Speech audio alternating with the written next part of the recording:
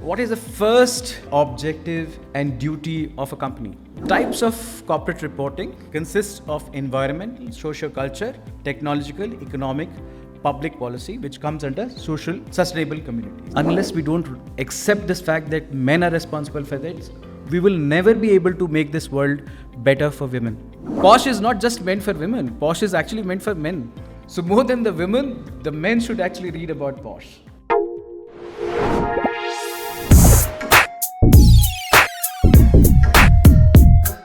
So good morning to one and all. Thank you, SHRMP, for giving me this opportunity to interact with the young crowd, young generation. And as we were reminiscing when we were having a discussion outside, coming back to the campus takes us back to our college days. We are here to talk about reporting, and I don't want to make it very boring class like that. So let's make it a little interactive. Please feel free to ask questions. There is a time which I will be giving to all of you with respect to question and an answer. So you see, I'll be talking about basic of corporate reporting, what is ESG, BRSR, reporting in HR, marketing and admin, and impact on company success. So that is what we are going to talk about in totality in today's session. Right. So my first question to all of you is that if you can just give me an idea that how many of you have seen a report or are familiar with the word reporting. When was the first encounter with a report of yours? First encounter? First standard, huh? Of course, yeah, we used to get our report cards, remember? Each one of us used to carry this report card back to our home. I don't know how was your experience. I'm sure that you guys are intelligent. But with my report cards, I had to really be careful when I would take it back to my parents, But you know the importance of report card, what exactly it does, how exactly it helped you or helped each one of us. That report card, which we started getting from maybe standard nursery, LKG, UKG, or up till now, even now you're getting it. So what is the importance of that report card that we get?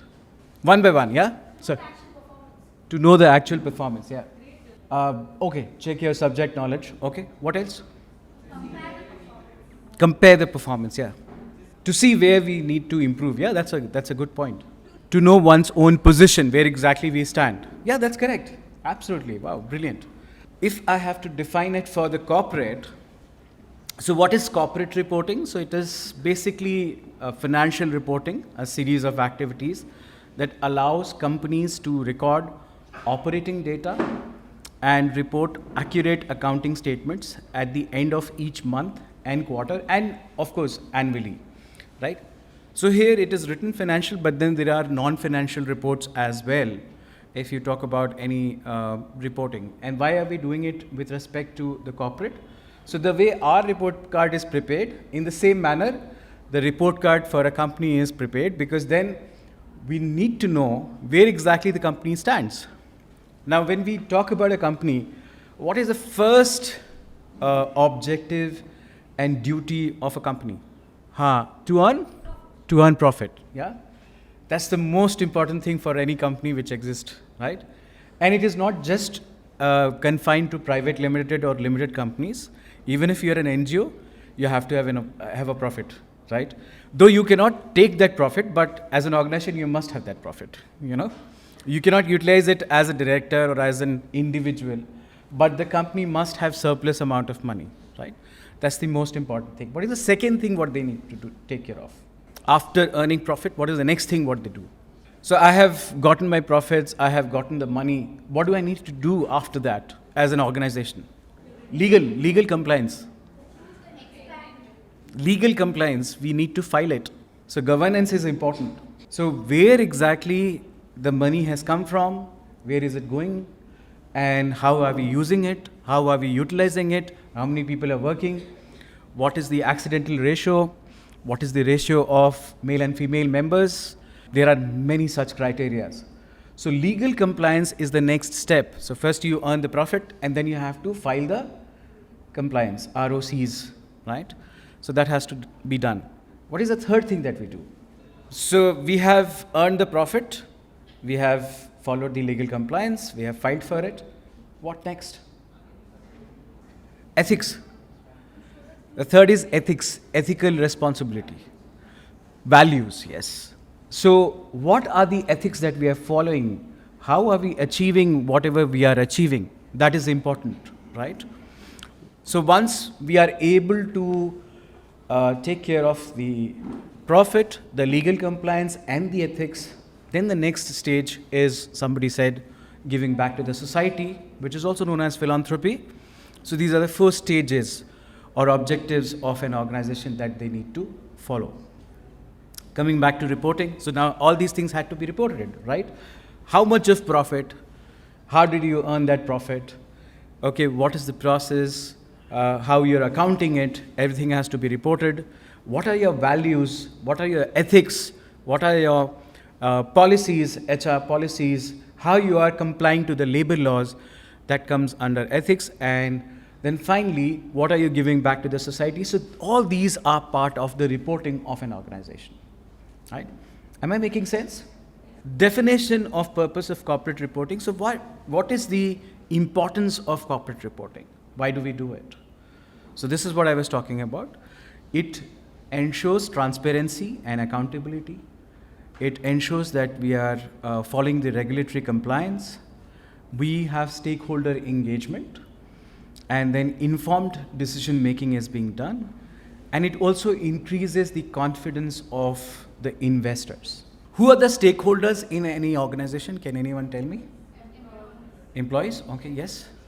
Shareholders? Who else? Yeah, customers?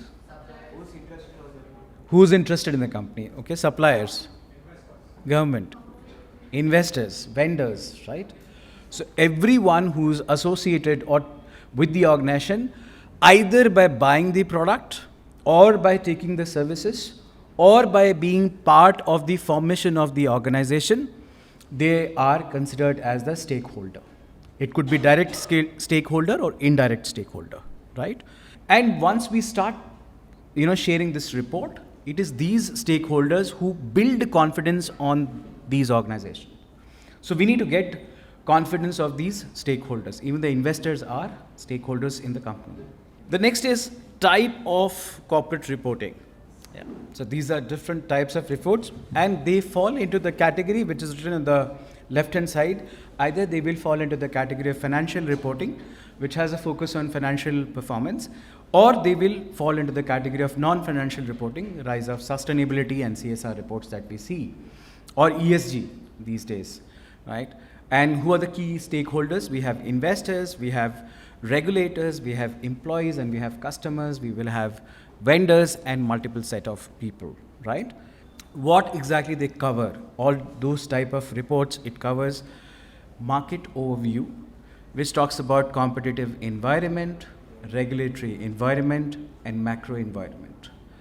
Then we have strategy and structure, where we talk about the goal of the organization and the objectives of the organization, governance, risk framework, then organizational design. The third one is managing for value, which is financial assets, physical assets, customers, people, innovation, brands, and intellectual assets. And then we have supply and chain, right? The last one is basically performance, which talks about economic performance, operation or operating performance, environmental and social and ethical performance, and finally, we have segmental performance. Again, they all fall into the two categories which I mentioned on the left-hand side, right? Let's see the evolution of this, how exactly it evolved. 1960s, majorly the companies were focusing on financial statements, because at that point of time, profit was the most important thing. How many of you are aware of Industrial Revolution, when it started? Can you give me some? 1820? 20, okay. And 1885, the first discussion with respect to International Labour Organization started, and the organization was created in 1889, right? So Labour Organization was created, ILO. So at that point of time, because it was at an initial stage, so the entire focus was on financial reporting and financial statements of the organization till 1960. right? After that, up till 1980, we started working on financial statements plus management commentary. So what exactly the management feels about the organization, because they are also the stakeholders, and they are, when I say management, I mean board of directors, right? So what exactly is their perspective about the organization? What do they think? What is their projection? What is their vision? If they have not performed well, then why? So they would have their own perspective, and how exactly they would like to change the performance of the organization over a period of time. Now in 2000, when we moved from 1980s to 2000, there was an addition of governance and remuneration and sustainability reporting. Right? This happened in 2000. So why governance and remuneration? Because by then the legal compliance actually came into the foray, and a lot of them had to go through it, and that's why we saw recession happening in 2001, 2008, right? What was that all about? Remember? There's a lot of mismatch in reporting and actual performance, which we have seen in the first decade of 2000, right? Many companies claimed that, oh, we have done so wonderfully well, but when we went back to the sheets and the accounts, we found that there was a lot of lapses, there was a lot of manipulations, and then there was a correction. That's why we saw a recession, because it was not correct. The entire accounting was not correct, right? Finally, in 2020, we started with the concept of integrated reports, which has all of them together. And we have something called BRSR, ESG, sustainability report, CSR report, financial report, annual report, audit report. These are reports which are being given. See, in India, this is the decade when we are actually working towards reporting seriously for the corporate world. So it might be very overwhelming for all of you who are studying reporting, you know. And I agree with it, because I'm also a student. I am in the final year of company secretary. And, you know, when I see the reporting part, I see that every 6 months something new is coming up, right? So you're not the only one who's suffering, you know. We are sailing in the same boat, all of us. But this happens, this is called teethering issue.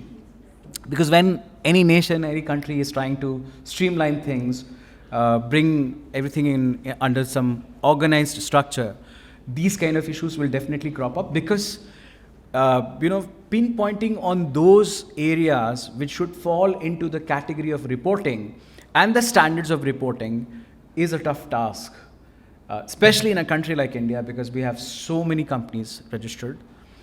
If I'm not wrong, as per SHRMP data, only in Karnataka we have more than 6 lakh MSME registered, just in Karnataka.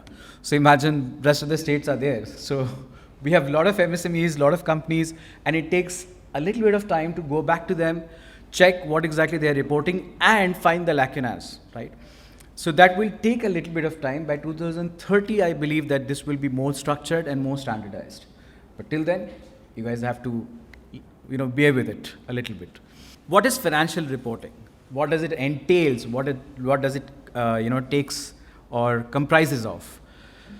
So it constitutes of financial statements, director's report, management discussion and reports, capital structure, notes to accounts, and then we have earning call, corporate governance report, prospectus, auditor's report. Even in auditor's report, there are multiple levels, but this is the overall structure of a financial report.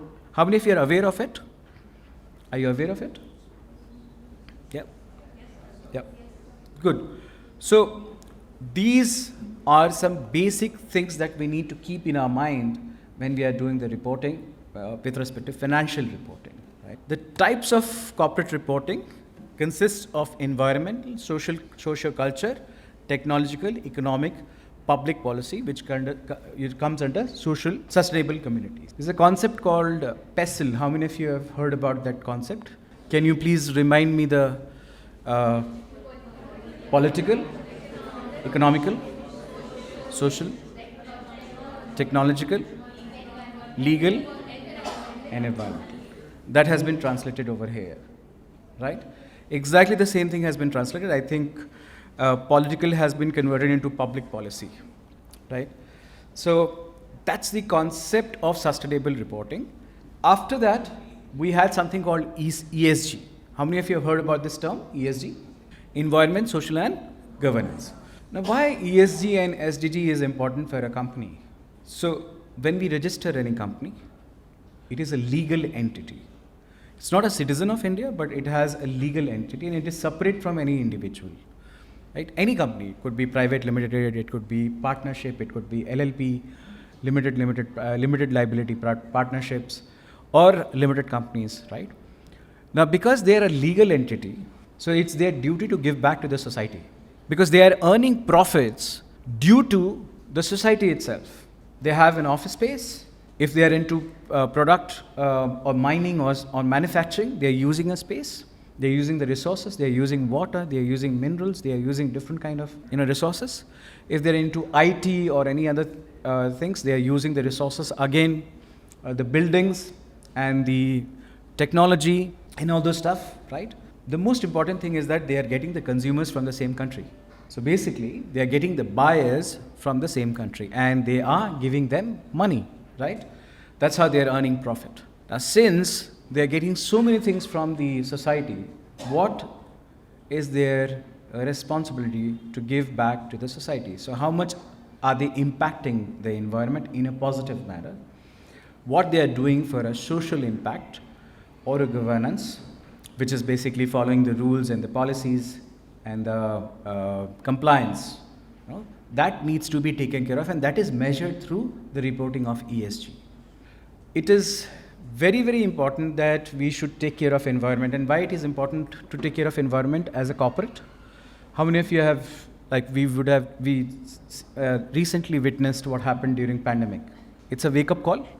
We have done so many research as human beings that we will change the climate, we will take care of the depletion of ozone layer. We have been working on it, spending crores and crores of things. And then what? The Mother Earth said that shut up and sit down inside the house. You are the one who's creating problem, and I'll take just a few days to rectify all the things which you have done to me. You do not have the capacity to take care of it. And if you don't understand this, you will be wiped out from this world. Nothing will happen to the earth. Dinosaurs can be wiped out, then we are nothing in front of them, right?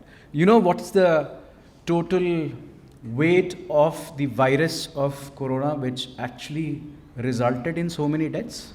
What was the weight? 4 grams. Just 4 grams did so much of disaster for all of us. So you understand how small we are? Imagine if it goes to kilograms, what will happen? Or maybe just another 4 grams. It will wipe out all the human beings from this world. So it is important for us as an individual or as a company that we should give back to the society, to the environment. We should ensure that we are not abusing the environment.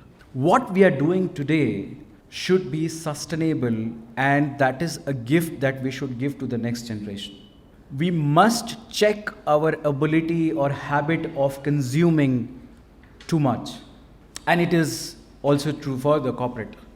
We need to change our thought process, not just in terms of how do we consume things, also how do we use things. So how much of deforestation is happening, how much of cutting of trees is happening, how much of misuse of the soil is happening, all these things comes under this. You see Bangalore, temperature, today we were stuck in the traffic and the AC was on, still I was feeling hot. And I feel sad. I came to Bangalore in 2005, and then I think the number of lakes were quite higher in comparison to what it has right now. And in the last 20 years, 19 years, Bangalore has lost many water bodies. Why? Because we do not care about it. And it is not going to harm anyone else, it is going to harm us. Why? Because we want too many things. We want too many buildings, too many things for ourselves. A lot of malls. I stay in a place which is little outside the city, which is Kanakpura Road, just beside Art of Living Ashram. I'm unhappy with the coming up of a new mall near my house. I shifted there from Koramangala. I was staying in National Games Village. I shifted there in 2017 because I really liked and loved that space. But the way things are coming up in the last 7 years, I feel that I have to move out. It was beautiful just 7 years back. And it is scaring me. I have bought a house over there, 2 houses over there. Now it's scaring me that did I take the right decision 7 years back? Because it's expanding and a lot of things are coming. I used to be so happy that I could walk down the road without thinking about traffic on the road. Today, I can't step out of my apartment, especially on Saturdays and Sundays because it's completely jammed. There is a Shani temple, there is another Sai temple, there is another set of temple, and it is just like 4 kilometers from my house. I used to walk down to those temples every day. But today, I can't. In the last 1.5 years, it has deteriorated. And this is what we are doing to the city, to the place where we live. Do we need so many malls? I don't know, right? So, I don't know how many clothes do we need to buy, how many shoes do we need to wear, or how many other equipments do we need to utilize. Whether we are using it or they are using us, I'm in a doubt, right? Social, equal opportunities, freedom of association, health and safety, human rights, customer and products and responsibility, child labor. I have a serious question. We all have seen what has happened in Kolkata. Yeah? Now, my question is, what is the exact problem of that? Who's responsible for it? And please be honest. Who's responsible? No. I mean, it's easy to point and finger to government. I agree, government is. But who's responsible for it? Society? Boys, this is important for us to understand. We men are responsible for this. Unless we don't accept this fact that men are responsible for this, we will never be able to make this world better for women. The problem is, every time this happens, and not just in Kolkata, everywhere in the country, across the globe, the first thing what we do is, we point out fingers towards women. We dodge this question. We do not have the guts to accept that it's the fault of men. We need to accept it and we need to change our mindset. We cannot ask women not to work during night. We cannot ask women not to wear what they want to wear. We cannot dictate their lives. We need to change. We need to change how we are bringing up our own male kids, the boys. As a society, we need to change. And that's not happening. That's the essence of it. That's the root cause of it. And we are not addressing it as a society. Not just in India, everywhere in the world. I have my mom, my wife. My wife works and she comes home quite late at around 10 o'clock. She's a senior HR in a US-based organization. Can I ask her not to work? She's well qualified. She's an MBA, gold medalist. Do you think that I should stop her from pursuing her career? And on top of that, she is a national level Kathak dancer. Can I stop her? Or should I stop her? My mom is a teacher, a lawyer, a Kathak dancer. And thank God I had my mom. So she raised me quite well. And my brother as well. I feel that we are shying away from this question.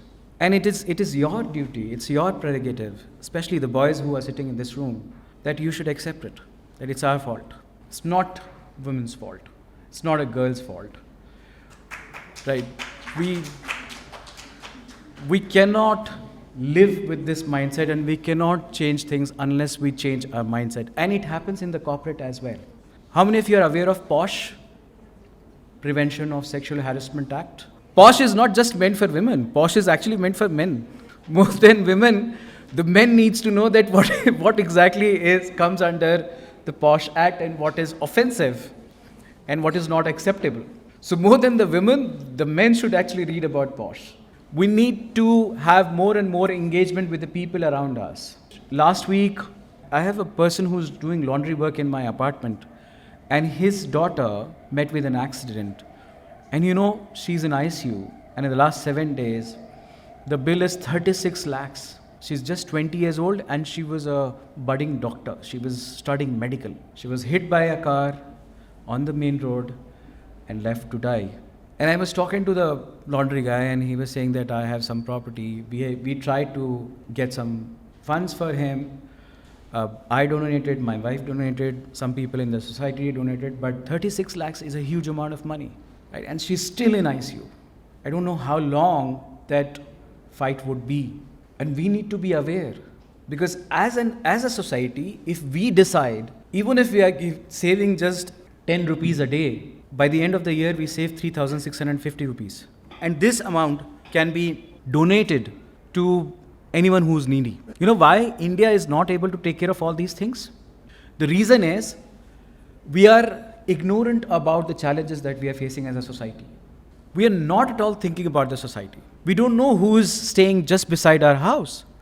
We don't know what is happening to the domestic help's children. We don't know what is happening to the domestic help herself. My domestic help, she got dengue and typhoid together. During the pandemic, I was the only one who was paying salary to her throughout the pandemic, and it's not a very huge amount of money. And even now, when she is asked to do it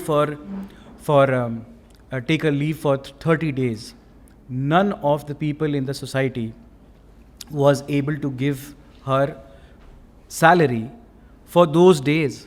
And this is what we need to change. It needs to change. We are insensitive, we are ignorant, we are unaware of what is happening. She has 2 daughters and she is single-handedly taking care of them. One is studying in PU and the other one has just given her 10th exams. So the one wants to become a doctor, the other one wants to become an engineer. And they are scoring 90% in their school. But you know how difficult it is for them? Because her husband is not there, he abandoned her. She has been raising the child single-handedly the last 15 years. It's so difficult to see that. And we are not aware of it, and we are ignorant about it. So as a society, if we are able to take care of this part, then as a company, we should take charge and take initiatives that will change their thought process and change their lives as well.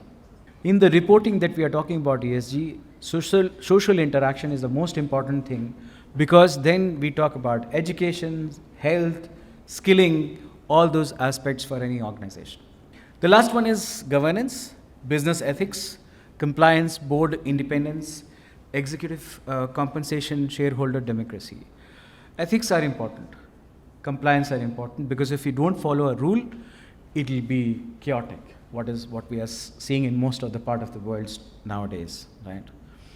It is important to discipline ourselves. It is important to follow some rules. It is important to understand things in a better way, right? So what are the components of ESG? Natural resources, waste management, innovation, human capital management, diversity, value chain, society, risk management, corporate governance, then anti-bribery, anti-corruption, transparency, climate stability.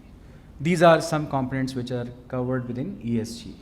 Now, what are the current trends? In 2023, the trend of reporting ESG was basically responding to regulations, then business integration, data digitalization, climate reporting progression, diversity communications, conservation, balancing disclosure and aspiration, multi-stakeholder communication. These are some aspects which has been practiced till 2023, and now there would be some addition this year as well. So how do we do that? Set the entire format or framework of ESG. So what we do, the first step is to assess materiality screening, value chain assessment. The second is interpret, prioritize, determine target boundaries, interpret and rank, prioritize, evaluate feasibility and strategic interest. Then the next one is measure, set and disclosure. So model selection through stakeholder consultation, measure baseline values, then determine maximum allowable pressure and set targets. The fourth one is act, avoid, reduce, restore and regenerate, transform.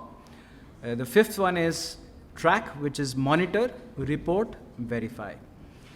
In the next slide, this is more easy to understand. So it starts from reviewing, benchmarking, reporting practices, then assessing the reporting practices and readiness and needs, then develop the reporting framework and theme, roadmap and protocols, identify, map and engage stakeholders, determine and prioritize material issues, select reporting frameworks and standards, develop report narrative and content, design and produce report, and finally, assurance, preparation and evaluation. So this is the cycle of reporting overall in any organization when we talk about reporting.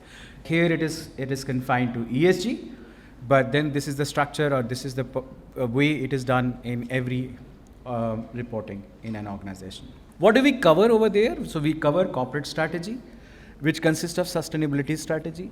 The first aspect is transforming the core, which is focusing on sustainable products and value chains, consistent sustainability culture and purpose. Then we have fully integrated, which is talking about integration in the corporate operating model. Then we have driving external value, which is positive reputation and capital market access. So these are the aspects of any corporate strategy, which is sustainability strategy. And we are creating a sustainability report. We have to put these things into consideration. I will not go into the details. I'll just take you to the next level, which is BRSR reporting, how exactly it has evolved over a period of time. So that will give you a basic idea about how things are moving ahead. So in 2011, there was something called National Voluntary Guidelines, right? And on social, environmental, economic responsibilities of businesses, which was known as NVGs, and later on it was converted into NGs, which is National Guidelines. And 2012, BRR report was given, which is Business Responsibility Report for top 100 listed companies, right? 2015, Business Responsibility Report extended to 500 listed companies. 2018, National Guidelines for Responsible Business Conduct, NGRBC, was introduced. 2019, Business Responsibility Report, BRR, extended to top 1,000 listed companies. 2020, MCA committee proposes format for business responsibility and sustainability reporting, which is BRSR, and 2021 it was implemented, which is business responsibility and sustainability reporting, released for top 1,000 listed companies. So this is the entire journey of it, and this is based on the 9 principles that was given under National Voluntary Guidelines, which is NVG, right? What are those 9 principles? So it talks about conduct and govern themselves with ethics, transparency, and accountability. This is the first thing what they need to follow as a company. The second one is provide goods and services that are safe and contribute to sustainability throughout their life cycle. Promote the well-being of all employees. Respect the interest of and be responsive towards all stakeholders, especially the disadvantaged, vulnerable, and marginalized. The next one is respect and promote human rights. Then respect and promote and make efforts to restore the environment. When engaged in influencing public and regulatory policy, do so in responsibility, in a responsible manner or responsibly. Then support inclusive growth and equitable development. And finally, engage with and provide value to their customers in a responsible manner. So what are the benefits of BRSR? So when we talk about benefits, we see that it is improved reputation of the organization, engagement of stakeholders, competitive advantage, risk management, saving and efficiency, regulatory compliance, investors, attraction, and capital access. Then we have employee retention and engagement, future proofing and innovation, and positive society impact. How do we do that? What is the way of doing it? So when we give a report, this is the basic structure of a report, which is section A, which talks about general disclosure. Then we have management and process disclosures. And then we have section C, which is principle-wise performance disclosure, which are essential, divided into essential, as well as leadership indicators, which is voluntary, right? Finally, the frameworks, there are different kind of frameworks that we use. Global reporting framework, which is called GRI, I've been working on GRI since 2008 with various organizations, especially focusing on steel and gas companies across the world. So my reports are being sent to Forbes and United Nations, and based on that, their rating is being done. I'll show you this basic structure of the reporting, how it is created, right? Then National Guidelines of Responsible Business Conduct, NGRBC, is another way of doing it.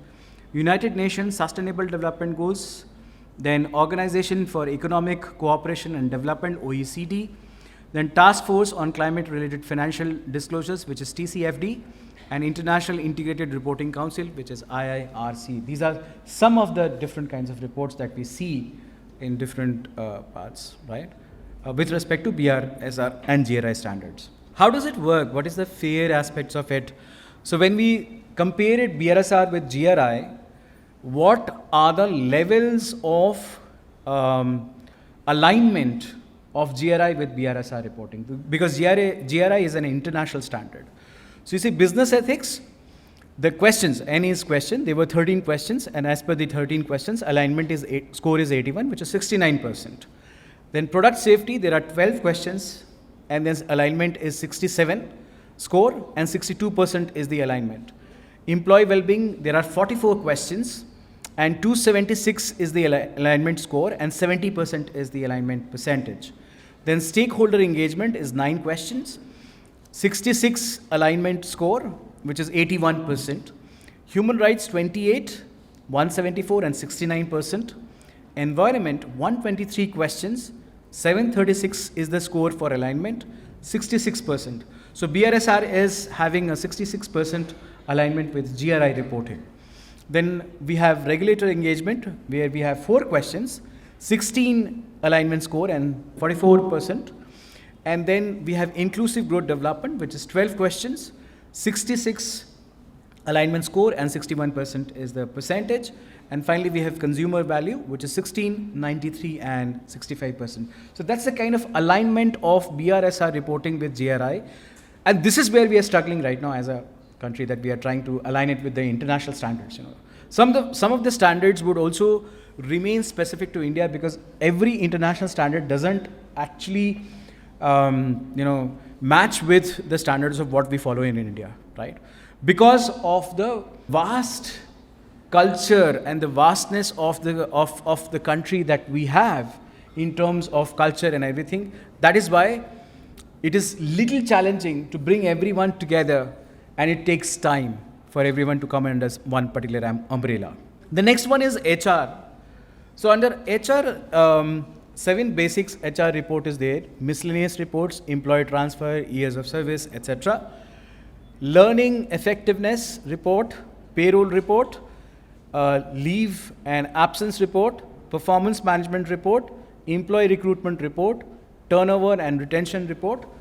These are the 7 sets of report that we have. Marketing report talks about general marketing reports, SEM, search engine marketing reports, digital advertising reports, email marketing reports, content marketing reports, campaign reports, then e-commerce reports. The next one is admin report, which is focusing more on operations, basically setting smart goals, execution action plans with a daily management system, and then measuring results with KPIs and KBIs. It's a 3-step driving operational performance. The focus is on people, process, and technology for an organization, right? The last slide talks about the importance of the reporting and how does it impact a company. So it helps a company. It is a decision-making tool, investigative, evaluation, quick location, development of skill, neutral presentation of facts, then professional advancement, proper control, a managerial tool, encountering advanced and complex situation. These are the major benefits or importance of reporting for any organization, right? So these are the kind of companies for whom I create the reports on every year basis. This is a list of 34 companies, right? From different parts of the world: US, Japan, Australia, Canada, China, Spain. These are the set of companies with whom I have already done some work. India is also there, GAIL is there, right? There are certain ways to measure. There are some unit conversion which is done. I'll not get into it. These are some specific way of measuring that. This is something for Tokyo Gas Company, right? Now you see, don't get into the details of it, but what I'm talking about is what are the criteria on which they evaluate. So they focus on the industry, ticker symbol, company name, employees, geographic breakdown, employees by country, SIC code, which is also in India known as CIN code, which is company identification number, sales in million, geographic breakdown of sales by country, assets of facilities, geographic breakdown of assets by country, and geographic breakdown of assets in emerging markets. Now there are sources. So these are the reports which are given by the companies, which is called CR report, which is now converted into ESG. CSR report covers environment plus social issues. Sustainability info in the annual report. Then sustainability info on website. Then we have economic performance, market presence, indirect economic impact, environmental, which is materials used by weight, percentage of materials used that are recycled input materials, energy, which talks about coal, natural gas, fuel oil, biomass, biofuels, electricity consumption, different types of electricity through coal, through oil-based, through gas, through nuclear. Then we have energy saved due to conservation and efficiency improvements, total water usage, percentage and total volume of water. Then we have emissions and effluents and waste, biodiversity. This is quite a good list, extensive list, right, which will have everything about a company. And this is in relation to manufacturing and mining, right? Every sector has a different thing. So I'm an expert in manufacturing and mining and gas industry, right? There would be other people who are working in IT and for other reports as well, right? I represent an organization called Ripples Learning Services, where I'm the director of CSR and consulting. And we, as an organization, we have multiple courses, which is, ESG is also one of the courses. So we have Mr. Vipul Arora, who's also VP of Sattva Consulting. He is the expert of ESG, also my mentor. He will be one of the trainers over there, the major trainers over there. Right? Thank you so much. Yeah.